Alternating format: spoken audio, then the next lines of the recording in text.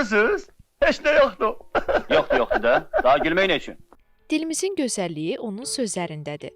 Amma bəzi gözəl ümumiləşmiş sözlər var ki, onları gündəlik həyatımızda istifadə etmirik. Məsələn, mərhaba, səadət, bəxtiyar, şükran, canan kimi sözlər çoxumuz üçün yad səslənməyə başlayıb.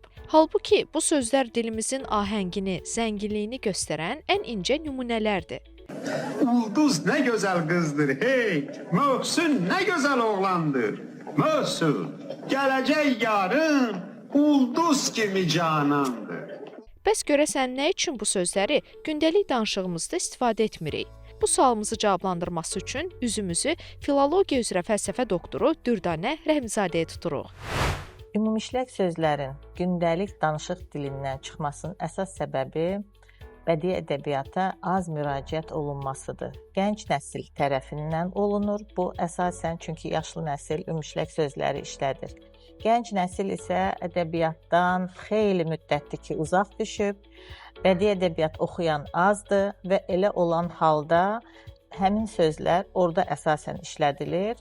Gənc nəsil sözləri hardan götürür? Sosial şəbəkələrdən. Sosial şəbəkələrin də hansı sözləri təqdim etməsini hamımız çox gözəl bilirik. Azərbaycan dilinin zənginliyini məhz bu sözlər göstərir. Görəsən gənclər necə edə bilərlər ki, bu sözlər yenidən gündəlik danışığımızda yaşasın?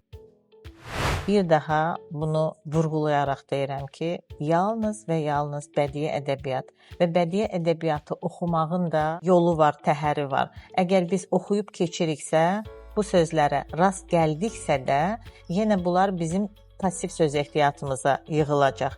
Amma biz bunları qeyd eləyib, özümüz üçün siyahı tutub, gündəlik dilimizdə bunlardan istifadə eləməyə çalışsaq, bu bizim söz ehtiyatımıza və aktiv söz ehtiyatımıza daxil olacaq. Dürdanə xanımın da qeyd etdiyi kimi, bu sözlər yaşadılmasa, zamanla yaddaşlardan silinə bilər. Bəs yaddaşlardan silinən sözlərin hər biri dilimizi kasıblaşdırarmı?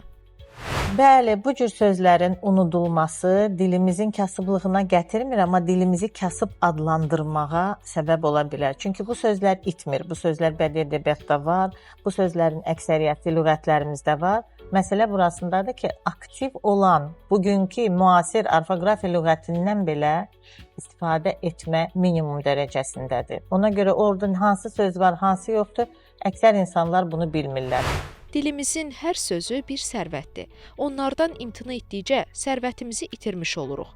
Gəlin, gündəlik danışığımızda bir az da olsa nə gözəl sözlər varsa onlara yer ayıraq. Çünki dilimizi yaşadan da, zənginləşdirən də elə biz özümüzük.